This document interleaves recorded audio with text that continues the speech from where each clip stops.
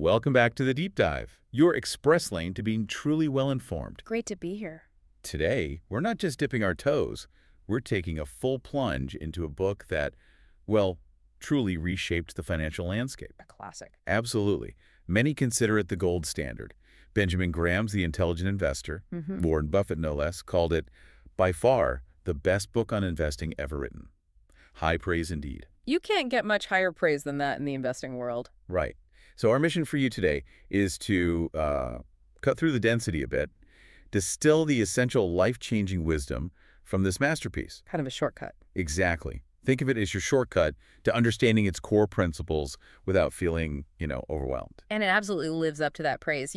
Graham first published this book way back in 1949. Wow, 49. Yeah, and it's seen multiple revisions since, yet its core principles haven't just endured, they've thrived. So still relevant after all this time. Incredibly so. What's truly remarkable is that its enduring legacy isn't just about understanding market mechanics or, financial spreadsheets. Okay. It's profoundly about understanding ourselves, about human nature and how our emotions so often get in the way of sound financial decisions. Ah, the psychology aspect. Precisely. The lessons here are timeless because they speak to universal truths about fear, greed, and the discipline required to navigate them. That's a powerful way to frame it because Graham immediately cuts to the chase, doesn't he? He draws a line in the sand right away. Yeah, he does. He starts with a distinction that many people, maybe even experienced ones, often blur. The difference between investing and speculation. Yes, a crucial difference. So as we talk, I want you, the listener, to quietly consider, where do you typically land on that spectrum when you approach the market? It's a really important question to ask yourself. Graham's definition isn't just a semantic point, it's, fundamental. Okay, so what is it? He says true investing is an operation that, after thorough analysis, promises safety of principal and an adequate return. Safety of principal and adequate return. Both parts matter. Both parts. And everything else. That's speculation. All right, just everything else. That seems broad. It is broad, but deliberately so. What's crucial to grasp here is how many people mistakenly believe they're investing when, by Graham's yardstick, they're actually speculating. How so? What does that look like? Well, they're chasing the latest hot stock, maybe making decisions based on market chatter or, fleeting trends, just hoping for quick, dramatic gains. Getting caught up in the hype. Exactly. That's a completely different game from what Graham defines as intelligent investing.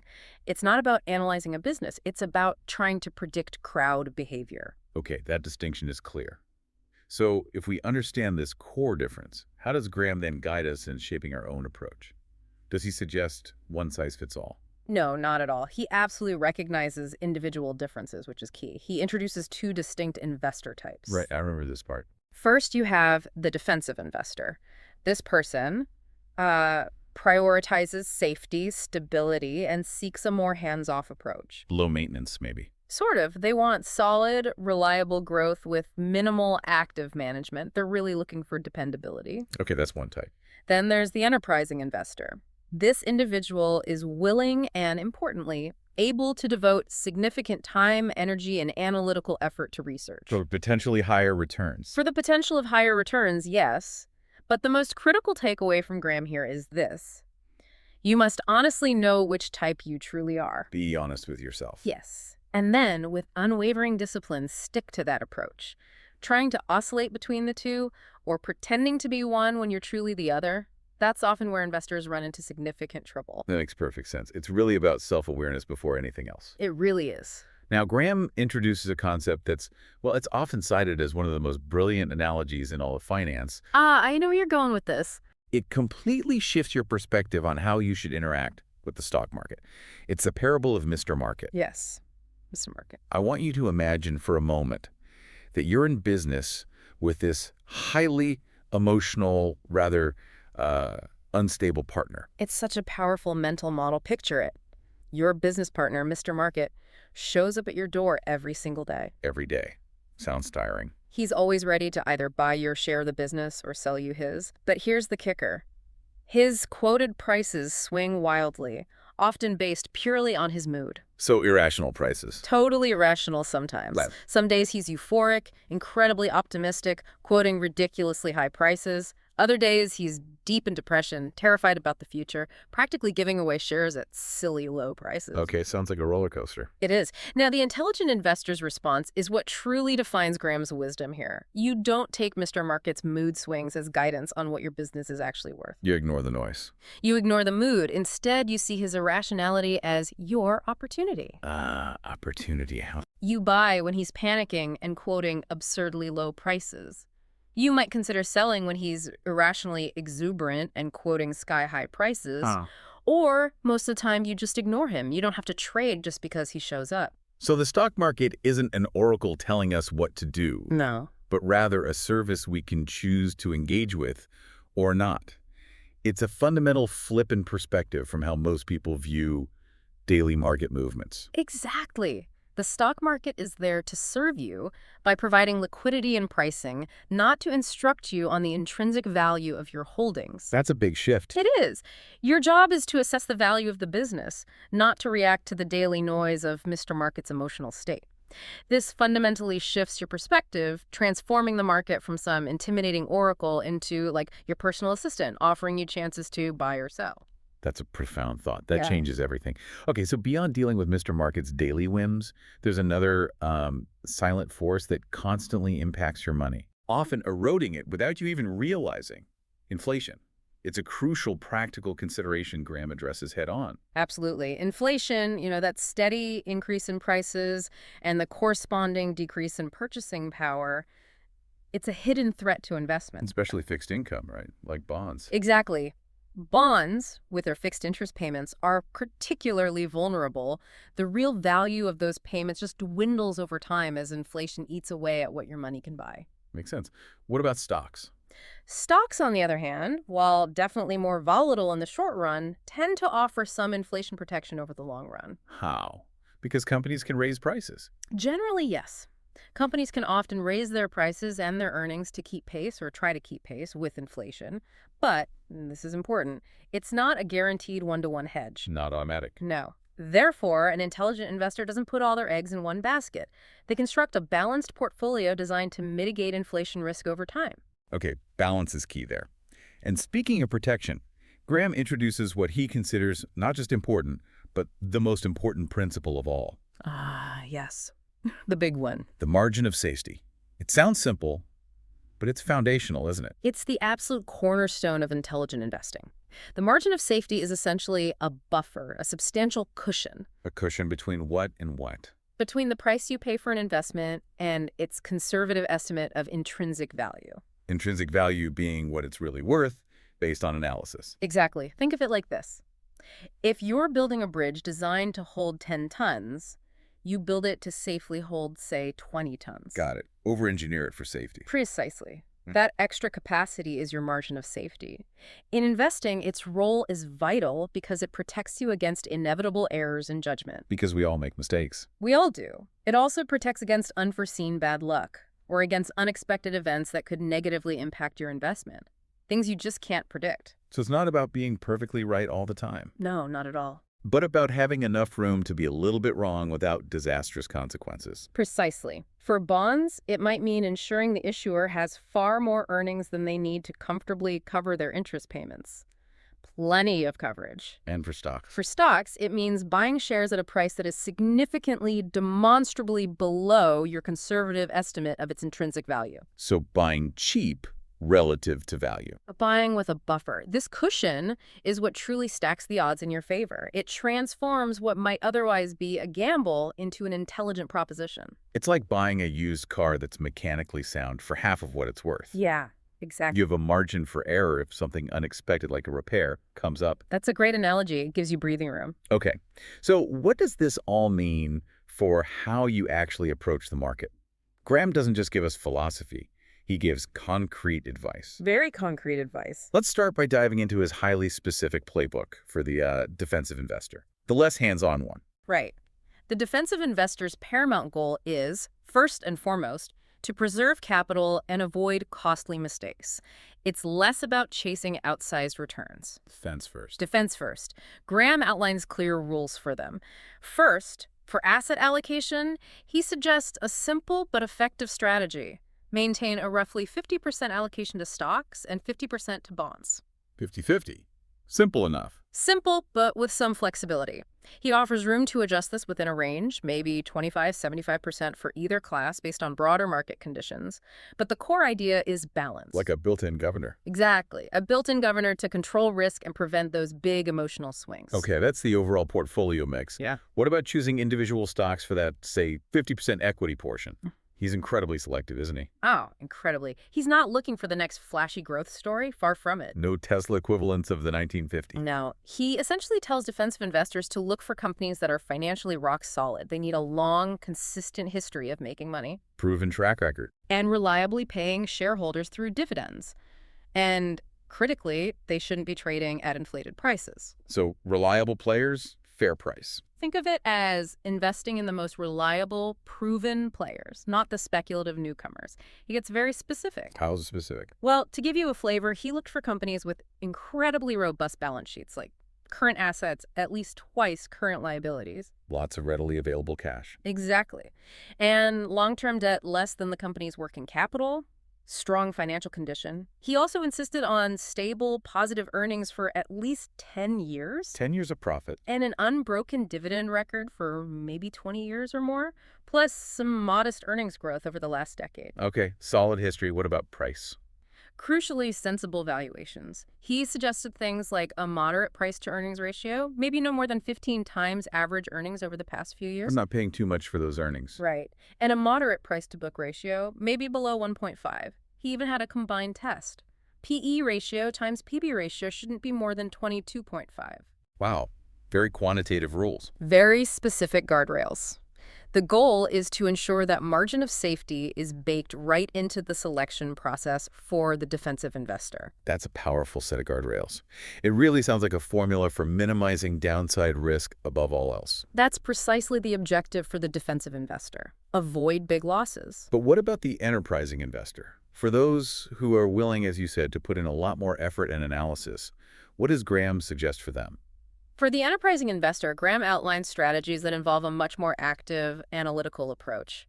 These investors are essentially detectives. Detectives. How so? They're often looking for undervalued or neglected stocks, companies that the broader market might be ignoring or, frankly, mispricing. Finding hidden gems. Kind of. This includes seeking out what he called bargain issues, sometimes referred to today as net nets. Net nets. What are those exactly? Think of these as companies so deeply undervalued that their current assets like cash, receivables, inventory, minus all their liabilities, both short and long term, are actually worth more than the entire company's stock market value. Wait, so the parts are worth more than the whole company's price? Essentially, yes. It's like buying $1 for maybe 50 or 60 cents. Based just on its most liquid assets after paying off all debts. It's rare, but they exist. Wow, that's a vivid image. And what about special situations? You mentioned those. Yes, special situations involve uncovering opportunities created by specific corporate events, things the market hasn't quite figured out yet. Like what kind of events? Could be a company spinning off a valuable division, or maybe undergoing a liquidation where the assets are worth more sold off than the company is valued. Or perhaps a merger or restructuring where the market hasn't yet recognized the true value being unlocked. So capitalizing on complexity or change. Exactly. However, and this is a big however, this path comes with strict requirements. More work, you said? Meticulous, careful analysis is absolutely paramount. As is diversification, Graham suggests maybe at least 30 different stocks to mitigate the inherent risks of these less straightforward situations. 30 stocks is quite a few to analyze deeply. It is. And, crucially, discipline is non-negotiable. You have to avoid the temptation to chase those glamorous but often wildly overvalued growth stocks. Stick to the analysis. So it's definitely not easier. No. While this path involves more work, potentially more risk, and certainly more volatility, it can offer higher potential rewards if and only if it's done intelligently and diligently. It sounds like the difference between being a careful strategic farmer versus a meticulous treasure hunting prospector. That's not a bad analogy, actually. Both require skill, but different kinds. Okay, let's talk about a temptation that trips up so many investors, regardless of their type. Market timing. We all sort of dream of buying perfectly low and selling perfectly high, don't we? Oh, it's the siren song of investing.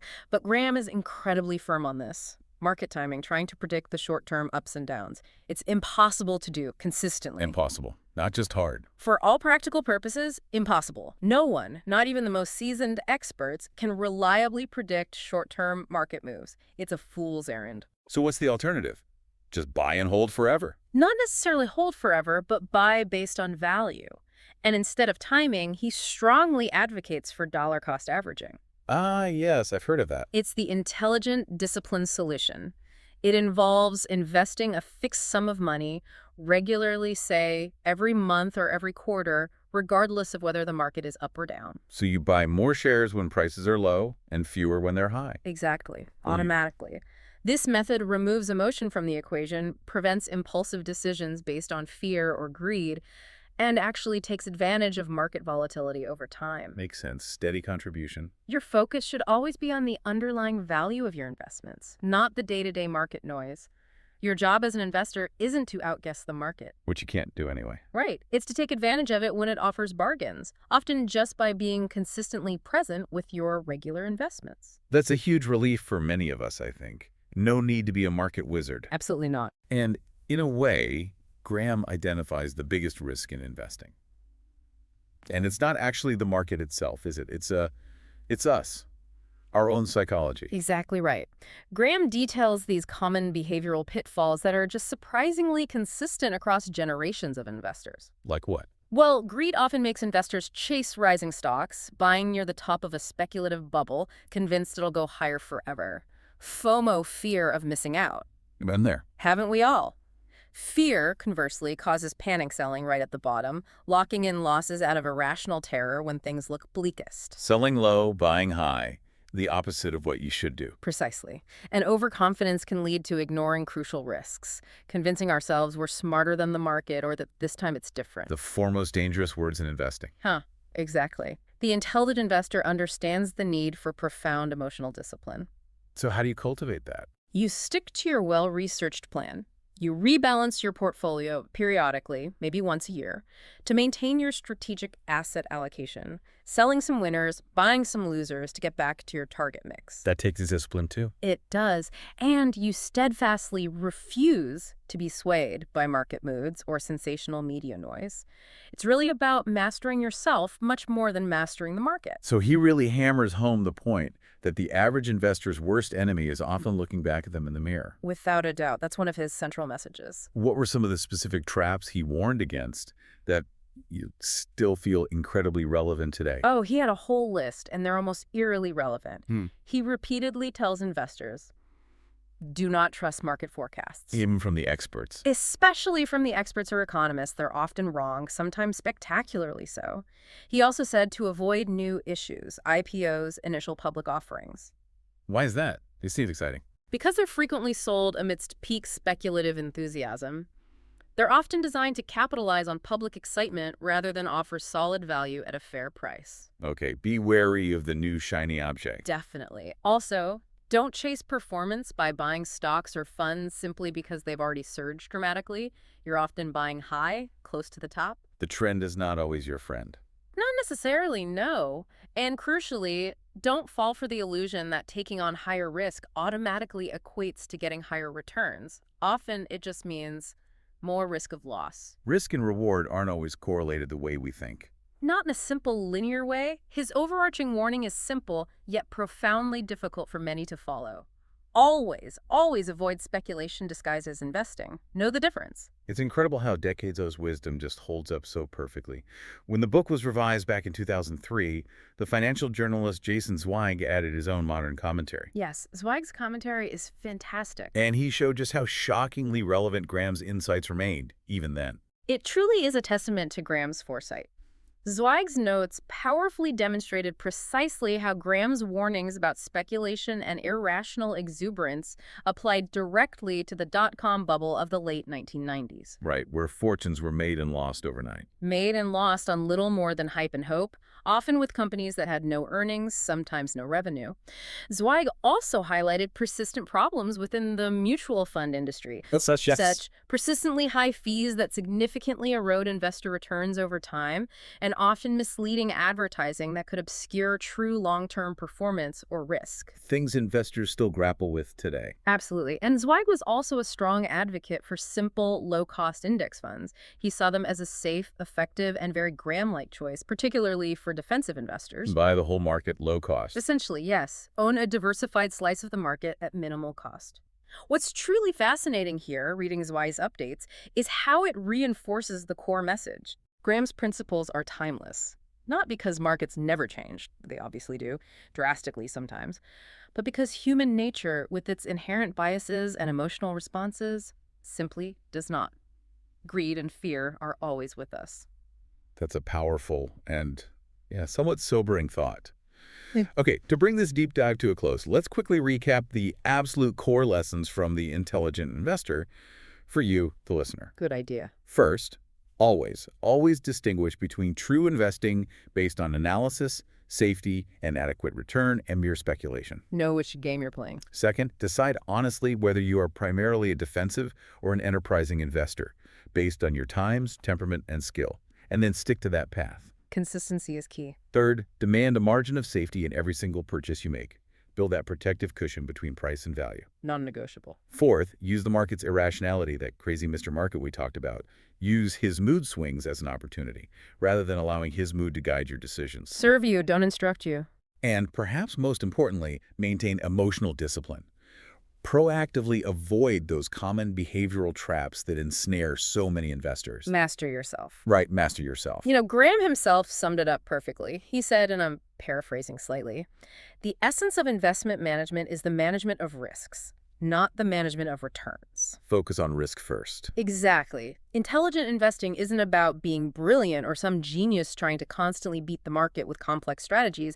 It's about achieving satisfactory, sustainable results over the long term. Satisfactory, not necessarily spectacular. Right. And, critically, protecting yourself from your own potential mistakes. It requires patience, discipline, and a sound framework to guide your decisions. It should give you peace of mind, not keep you up at night chasing fleeting thrills. Well said. So here's a final thought for you to chew on as we wrap up. The margin of safety. That principle of building a cushion against unforeseen events or errors. Right. It applies far beyond just stocks and bonds, doesn't it? Interesting point. How might you apply that principle? Building a buffer, creating a safety net, planning for the unexpected in other areas of your life. Think about career decisions, maybe personal relationships, even just daily habits or your health goals. Where could you build in a margin of safety? Food for thought. Definitely. Thank you for joining us on this deep dive into The Intelligent Investor. Keep that curiosity burning.